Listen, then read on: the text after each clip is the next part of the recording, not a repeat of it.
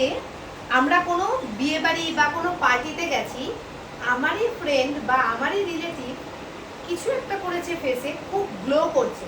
তখন তাকে জিজ্ঞাসা করলাম কি ফাউন্ডেশন ইউজ করেছো গো তুমি ফেসে আজকে? তো ও বললো আমি ফিটমির ওই নাম্বার 2। তো ফিটমির নাম্বার 2টা আমিও এসে বাদ দিয়ে কিনে ফেললাম। ফিটমি নাম্বার 2 যেই নাকি ফেসে লাগালাম সেই গ্লো আর আসছে না। কেন? কারণ ওর স্কিনের কালার, ওর স্কিনের যে টেক্সচারটা ছিল সেটা আর আমার স্কিনের কালার টোটালটাই আলাদা। ওর মিডিয়াম টু ফেয়ার ছিল, আমার মিডিয়াম টু ডার্ক। তো এই জন্য এটা মিলছে না। ও যে ফাউন্ডেশনটা লাগাবে ও সেই ফাউন্ডেশনটা কিন্তু লাগাবে না। ওর কনসিলার থেকে শুরু করে ওর কনসিলার ওর ফাউন্ডেশন টোটালটাই দুজনের আলাদা হবে।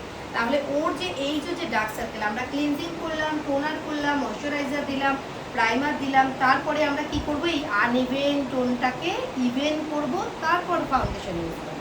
কিন্তু ওর এই আনইভেন টোনকে ইভেন করতে লাগবে না, ওকে ডাইরেক্ট ফাউন্ডেশনও দিয়ে দিতে পারবে। আর যদি পার্টি মেকআপ হয় ডাইরেক্ট ফাউন্ডেশন দিয়ে দিতে পারবে, যদি ব্রাইডাল হয় তাহলে একটু ইভেন করবে করে তারপর ফাউন্ডেশন দেবে। তাহলে আমরা দুটো স্কিনে বোঝা গেল। একদম প্লেন সাদা একটা সুন্দর কাগজ দেওয়া হলো তোমাকে ড্রয়িং করার জন্য, তুমি খুব সুন্দর ড্রয়িং করতে পারবে।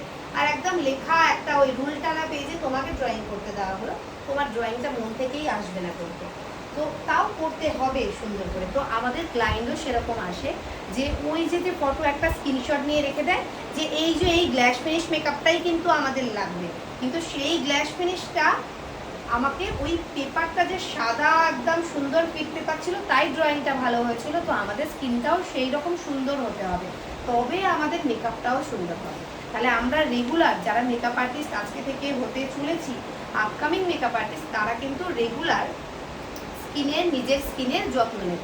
হ্যাঁ, যত্ন নিয়ে আমাদের কিন্তু প্রেজেন্টেশনটা মোস্ট ইম্পর্টেন্ট। আমরা যখন এই যে ব্রাইডাল সিজনে ব্রাইড করতে যাব, যাতে ব্রাইড এবং ব্রাইডের বাড়ির লোক আমাকে দেখেই তার একটা সুন্দর মোটিভেশন হয়, তার যে না মেকআপ আর্টিস্ট দেখে তাকে যেন মনে হয় যে সে একজন মেকআপ আর্টিস্ট।